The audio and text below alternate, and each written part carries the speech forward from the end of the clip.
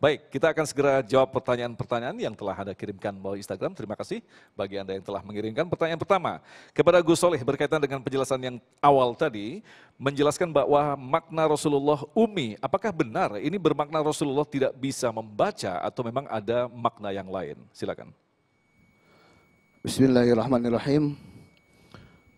Makna Rasulullah ummi itu saat itu betul-betul bukan berarti Rasulullah itu tidak bisa membaca. Tetapi saat Rasulullah melakukan tahannus itu adalah untuk meningkatkan kecerdasan Rasulullah Sallallahu Alaihi Wasallam. Jadi ketika menyendiri kemudian hanya berdua saja dengan Allah, di situ kecerdasan Rasulullah bertambah, naik. Dan kita juga bisa melakukan itu. Ketika datang waktu malam kita melakukan itu, dan saat itu waktu yang sangat tepat untuk melakukan berduaan dengan Allah dan untuk meningkatkan kecerdasan otak kita yang betul-betul susah untuk ditingkatkan. Jadi 2/3 malam itu untuk itu. Nah, kalau misalnya dikatakan Rasulullah ummi tidak bisa baca, mana mungkin Rasulullah bisa baca ketika wahyunya itu sendiri tidak ada tulisannya. Tetapi banyak sekali kejadian-kejadian kedepannya setelah Islam turun, wahyu itu turun. Kemudian Rasulullah banyak bukti bahwa Rasulullah itu bisa menulis, bisa membaca. Nah, saya bersama guru saya, dilengkapi sama guru saya untuk jawabannya. Silakan. Oke. Ya, kalau misalnya dianggap yang namanya Rasulullah itu misalnya tidak bisa baca, kalau pengertian Umi tidak bisa baca, saya bertanya, Rasulullah punya sifat berapa? 4, sidik, afablik, amanah, fatona. Apa makna fatona? Pinter. Berarti Rasulullah dianggap tidak pinter kalau begitu. Makanya para sufi menafsirkan Umi di situ adalah kelembutan, kasih sayang, sifat keibuan. Kenapa Rasul waktu disuruh ikro kok tidak bisa baca? Bacanya ma'ana biqori. Kata Jibril, ikro ma'ana biqori, ikro ma'ana biqori. Karena waktu itu Jibril datang tidak membawa tulisan. Saya suruh Pak Haji ini, Pak Haji baca. Pasti Pak, saya tidak bisa baca Pak Jujun. Baca, nggak bisa baca. Emang baca apa? Kenapa? Karena Jibril tidak bawa kertas dan tulisan. Begitu ya. Jadi sekarang kalau ada orang bertanya seperti itu, ini pendekatan tasawuf yang akan saya jawab. Tapi pendekatan yang lain juga bisa kita terima. Rasulullah biar Umi disebut tidak bisa baca, bisa nulis, agar orang-orang waktu itu paham bahwa kalau ini Quran bikinan Muhammad, mana mungkin Muhammad tidak bisa baca, tidak bisa tulis. Terus gimana yang bijaksana? Dua-duanya benar, nggak apa-apa. Yang menyebut Nabi Muhammad tidak bisa baca, bisa nulis untuk sebagai hujah kepada kaum kafirin, oke. Tapi bagi kita orang-orang yang beragama Islam yang sudah paham Rasulullah punya sifat siddiq, tabligh, amanah, fatana, maka Rasul saat itu bukan tidak bisa baca, tapi Rasul saat itu bingung harus membaca apa. Makanya sudah 3 kali menyebut tidak bisa baca. Kata tidak bisa harus baca apa? Kata Jibril melanjutkan iqra bismi rabbika. Bacalah dengan satu nama, awas. Satu nama. Nama ayah ada hubungan dengan ta'anus. Satu nama. Bukan bi asma'i, Mas Agung, bismi. Kalau bi asma'i jadi si Jabar, si Gopar, si Majid, si Hamid. Kayak gitu kan? Ya kan Asmaul Husna banyak. Ini satu nama. Ada nama Allah di sini? Mana namanya Allah? Nggak ada kan? Nah itu yang dimasukkan, ismu Rabbika yang dimasukkan, kemana masuknya? Nazala bihir ruhul amin ala qalbika litakuna minal mungzirin. Masuknya Jibril ke dalam hati Rasulullah. Jadi wahyu itu turun bukan ke Gua Hiro, bukan ke batu, tapi ke hati Rasulullah. Biar hatinya tahanus terus dengan Allah. Ini tahanus, makanya nanti saya akan jelaskan kalau ada yang nanya. Tahanus sekarang itu kalau orang sufi itu setiap detik, bukan hanya sholat saja. Tapi setelah sholat juga dari sekarang nih, habis sholat duhur sampai asar nanti tahanus apa? Menyendirikan diri, mengasihkan diri dengan yang lain kecuali hanya kita dengan Allah saja. Makanya orang-orang tasawuf talkinkan la ilaha illallah ke dalam dirimu, ke dalam hatimu agar hatimu bertahanus terus bersama Allah Subhanahu wa taala. Masya Allah, semakin lengkap jawabannya. Baik, Kiai. Apakah dalam kondisi negeri kita saat ini para pemimpin kita patut melakukan tahanus? Harus menurut saya. Karena kalau dia ketika siang tadi merasa nggak pemimpinnya kotor. Kalau masa kotor harus mandi. Ya itu kan kita kan tidak bisa menilai ya. Kita nggak boleh menilai orang lain ya. Mengapa kau suka membukakan aib sesama? Kesana kemari kau cerita keburukannya. Semut yang di seberang lautan jelas kelihatan. Tapi gajah di pelupuk mata tidak kelihatan. Ah, keterlaluan. Kan begitu, nggak usah bertepuk. Itu mah lagu dakwah, bukan lagu show, begitu kan. Nah, jadi pertanyaan tadi, apakah para pemimpin harus bertanus? Tanya pemimpinnya, merasa bersih, merasa kotor. Kalau sudah merasa bersih nggak usah tahanus. Kalau merasa kotor tahanus. Tapi kan biasanya orang mah suka merasa bersih tidak merasa kotor. Sekarang kita lihat kenyataannya di negeri ini. Apakah negeri ini lebih baik, lebih jelek? Kalau lebih jelek kira-kira pemimpinnya baik apa jelek? Kalau jelek ya silakan bertahanus. Lakukan. Bagaimana tahanus pemimpin? Baca ajaran Allah. Kalau pemimpin kita muslim, baca Al-Quran. Hei, jadi pemimpin adil kamu. Jangan listrik-listrik neon-neon tai kuda di kadutan. Jangan meletik ngejerit tenono sahabat tengkulang ngegendutan. Hei DPR, maka bertahanus kamu tuh wakil rakyat. Jangan baru jadi anggota DPR 2 tahun kamu jadi kaya raya. Sementara konstituennya masih ada yang kelaparan. Begitu ditanya, kenapa Bapak makin kaya, saya makin miskin? Kan Bapak wakil saya, ya kamu sudah saya wakili. Kamu mau kaya, saya wakili. Kamu mau naik mobil bagus, saya wakili. Kamu mau naik kapal pesiar, saya wakili. Kamu mau jalan-jalan ke luar negeri, saya wakili. Nah kalau masih begitu pemimpinnya, tahanus kalian. Cepat bersihkan diri dari dosa. Supaya jiwa kalian punya rasa menghadap pada Allah. Dan semua kepemimpinan kalian, itu akan dipakai untuk mensejahterakan masyarakat dan bangsa Indonesia. Baik, kembali ke Gus Solih. Ini ada curhat dari pemirsa kita. Saya merasakan kehidupan yang susah, terlilit hutang dan permasalahan lainnya. Apakah tahanus mampu menyelesaikan masalah saya? Baik, tahanus zaman sekarang ini bukan kita pergi ke gunung. Bukan kita pergi ke sungai untuk duduk, untuk bertapa, untuk meninggalkan dunia itu. Bukan. Tetapi kita iktikaf sekalian kita melaksanakan urusan-urusan dunia. Seperti apa iktikafnya? Alladzina yadhkurunallaha qiyaman wa qu'udan wa 'ala junubihim. Sedang berdiri, sedang duduk, sedang berbaring, kita tetap zikir kepada Allah, bersama dengan Allah, selalu menguasai yang 1 detik. 1 detik kita kuasai untuk ingat kepada Allah. 2 detik, 3 detik, 1 menit, 1 jam, 1 hari, 1 minggu, 1 bulan, 1 tahun. Kita sudah menguasai. Yang 1 detik ingat kepada Allah. Berarti kita sudah bersama dengan Allah. Urusan riba, urusan dosa, urusan yang lain-lain akan bersih. Kalau kita sudah bersama dengan Allah. Bahkan kalau misalnya kita urusan bank, sudah merasa bahwa itu ada ribanya. Yang ribanya itu banknya, bukan kitanya. Ini urusan kredit. Urusan kredit, urusan bunga. Kan biasanya ke situ. Yang ribanya itu banknya. Kalau menurut kita bahwa bank itu riba, tinggalkan uang kertas yang kita pakai. Jangan pakai uang kertas itu yang ada label BI-nya. Jangan pakai, bikin sendiri. Iya kan? Itu menghalangi kita ibadah, masih nginget-nginget dosa. Yang wajib kita ingat itu bukan dosa. Dosa tinggalkan, tetapi Allah yang wajib kita ingat. Lagi sholat kita ingat uang yang merasa kita bahwa itu riba. Nggak benar itu sholatnya. Makanya udah selesai itu, tinggalkan semua urusan-urusan yang merasa bahwa itu adalah dosa.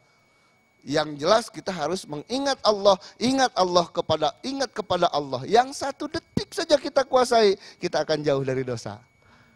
Karena yang 1 detik itu sama dengan 1 menit, sama dengan 1 jam, sama dengan 1 minggu, sama dengan 1 hari, sama dengan 1 tahun. Seluruh waktu kita kuasai, kita sudah bersama dengan Allah Subhanahu wa Ta'ala. Ada yang tambahkan, Kiai? Sudah cukup baik. Biasanya minta dilengkapi oleh Kiai. Baik, pertanyaan berikutnya. Apakah dalam tahanus dibutuhkan seorang mursyid karena tanpa ilmu justru yang hadir adalah setan? Ya. Dalam pendekatan ilmu tasawuf, maka mursyid menjadi sebuah kewajiban. Karena kalau bukan mursyid yang jadi gurunya, maka setanlah gurunya. Jadi harus. Ya, dalam pendekatan ilmu tasawuf mau belajar bertahanus, mau belajar berzikir, mau belajar apapun harus ada silsilah yang harus kita ikuti. Harus jelas sanadnya kudu nyambung, Pak. Naon ge teu nyambung mah baleg. Apalagi sekarang, ngerti nggak ini? Rada ngerti ya Tangerang sini ya. Ada orang Sunda nggak? Saya harus ngomong Sunda, orang Garut saya. Jadi kalau wajah ada hitam dekat pabrik dodol. Ya gini ya. Ya gitu. Jadi kenapa? Karena kita tetap perlu pembimbing. Dalilnya Al-Kahfi, mayyadillah fawal muhtad wa mayyudlil falan tajid lahu waliyyan mursyida. Barang siapa yang akan diberi petunjuk oleh Allah, maka dia akan diberi hidayah oleh Allah. Barang siapa yang akan disesatkan oleh Allah, maka dia tidak akan dipertemukan dengan wali mursyid. Oleh karenanya bagi bapak-bapak, yuk cari guru yang bisa membimbing hati kita untuk senantiasa mendekat kepada Allah SWT. Wah, saya juga suka dikir, Pak Kiai di sini saya dikir. Pak, nyebut dikir apa? Nyebut la ilaha illallah. Jangankan Bapak beo juga bisa kalau sekedar nyebut la ilaha illallah mah. Sok beo latih. Beo saya bisa nyebut Allahu Akbar. Mas Agung juga tahu beo saya di Garut. Assalamualaikum. Waalaikumsalam. Tarahut tahu, cuan ke. Allahu Akbar, bisa.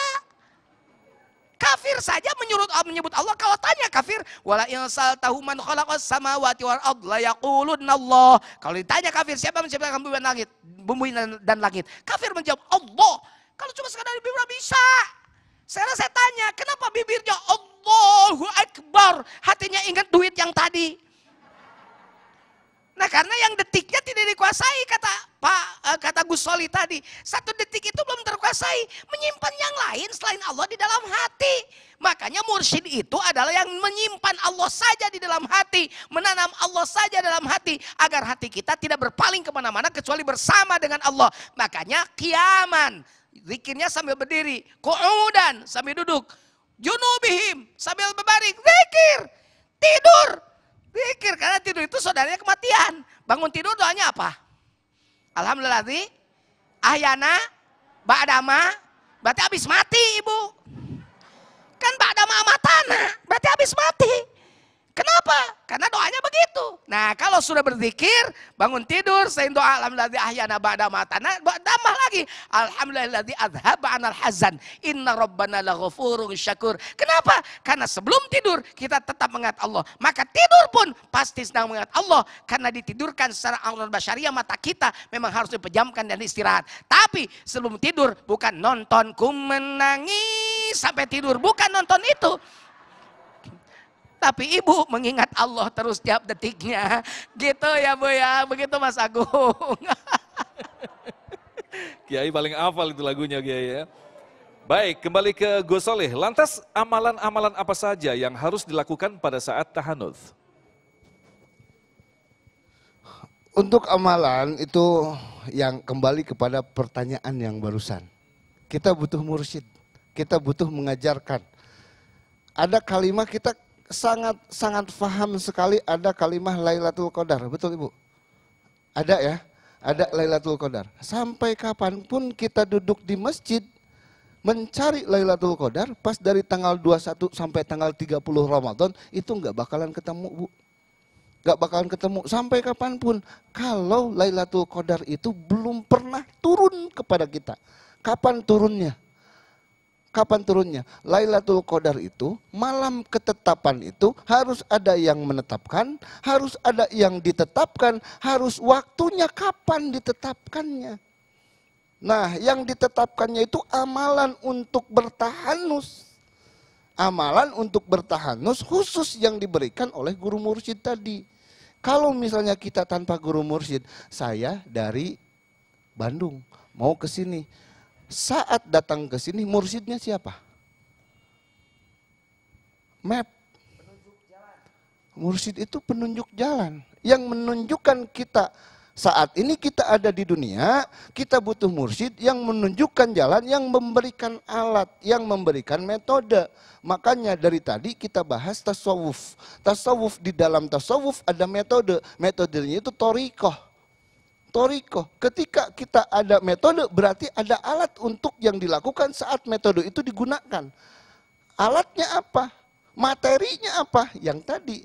Amalan-amalan khusus untuk kita melakukan tahanus ada. Zikrullah. Zikrullah yang tadi disampaikan sama guru saya ini, yang ditanamkan ke dalam ruh. Untuk membersihkan ruh. Sedangkan ruh itu tadinya Nur Muhammad, harus kembali kepada Allah menjadi Nur Muhammad. Saat ini kita sedang membersihkan hati, jika alat pembersihnya sudah masuk, sudah ditetapkan, sudah ditanamkan oleh ahlinya. Begitu. Luar biasa sekali. Baik, barangkali ini adalah pertanyaan terakhir kepada Kiai. Lantas bagaimanakah mengatur waktu untuk melakukan tahanuf bagi pekerja kantoran yang sangat terikat waktu? Nah ini jawabannya nyambung dengan perjawaban Bapak Gus Soli tadi. Kata Gus Soli, sekarang tuh kan bingung, tahanuf tuh lari dulu misalnya ya ke ruangan, tutup, kunci. Sekarang bukan begitu. Rasulullah juga dulu tidak pergi lagi ke Gua Hiro. Setelah Rasul dapat wahyu, tidak lagi pergi Gua Hiro karena sudah ada petunjuk namanya wahyu. Sekarang apa yang harus kita lakukan? Ketika di kantor, tetap saja di kantor. Tapi kamu bertahanus mana? Yang tadi, yang di dalamnya harus hidup. Hanya persoalannya, sudah punya belum Bapak dan Ibu zikirnya? Yang di dalam, kalau belum cari mursyid. Yang bisa menanamkan itu di dalam hati. Petani anti penanam pohon anti gempa. Ini kan banyak gempa nih hati kita. Kurang duit gempa. Gitu kan kebanyakan, benar gak?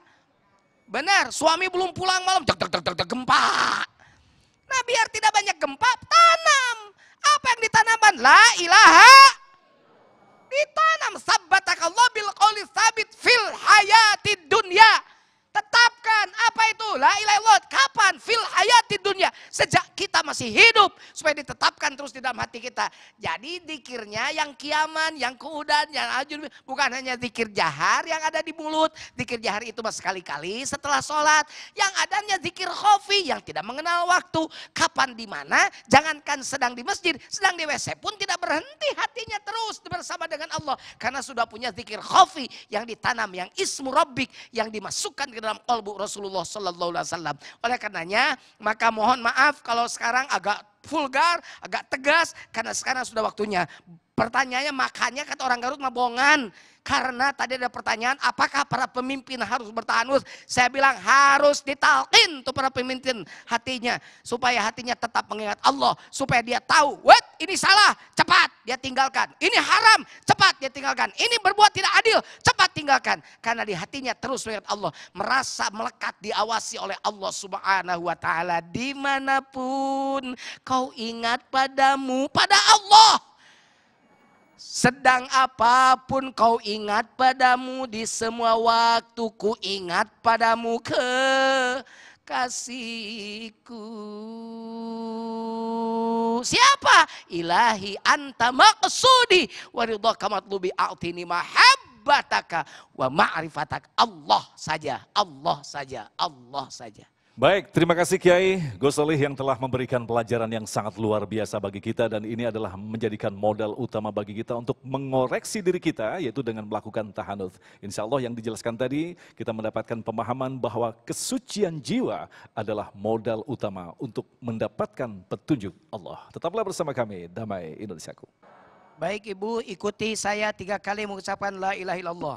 La ilaha illallah. Ulangi. La ilaha illallah. Ulangi.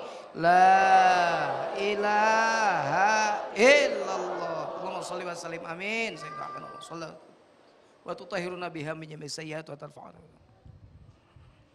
Selanjutnya tundukkan kepala ibu ke sebelah kiri. Sebelah kiri dan bapak ditundukkan sebelah kiri. Detakkan setiap detak jantung ibu, di dalamnya ada Allahu Allah, Allahu Allah. Setiap detakan itu harus ada itu, Allahu Allah. Karena itulah sesungguhnya tahanus. Di mana saja, kapan saja, bersama Allah, Allahu Allah, Allahu Allah. Lanjutkan itu terus di dalam hati ibu, kapan saja, di mana saja, bukan di bibir, tapi di dalam detak jantung ibu. Allahu Allah, Allahu Allah, Allahu Allah. Maka itulah orang yang sedang kembali pada Allah. Kembali bukan mati dan dibawa ke kuburan, tapi ketika hati kita tetap mengingat Allah dengan Allahu Allah. Wajah biqalbin munib, datang pada Allah biqalbin, dengan hati munib. Kalian kembali kepada Allah. Allahu Allah, Allahu Allah, Allahu Allah, Allahu Allah. Pedagang akan jujur karena di dalamnya ada Allah. Pejabat akan jujur karena di dalamnya selalu terus berzikir pada Allah. Allahu Allah, Allahu Allah, Allahu Allah. Selesai. Mudah-mudahan ibu dan bapak faham dengan apa yang saya sampaikan. Dan insya Allah setelah ini ibu dan bapak menjadi manusia-manusia yang terus bertahanus bersama Allah Subhanahu wa Ta'ala. Dan semoga diberkahi semuanya, segalanya, selamanya. Selamat. Wassalamualaikum warahmatullahi wabarakatuh.